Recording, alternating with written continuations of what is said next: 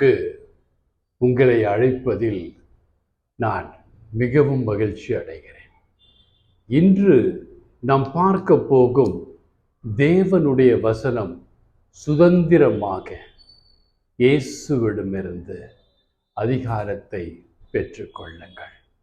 நம்முடைய தேவன் பார்த்தீங்கன்னா அதிகாரத்தை சுதந்திரமாக தரார். யாருக்கெல்லாம் வேணுமோ அவங்கெல்லாம் என்கிட்ட வாங்க, உங்களுக்கு நான் அதிகாரத்தை கொடுக்கிறேன் என்று இயேசு சொல்லுகிறார். சிலர் அதிகாரத்தை கொடுப்பதற்கு பணம் பெற்றுக்கொள்வார்கள், சிலர் லஞ்சம் பெற்றுக்கொள்வார்கள்.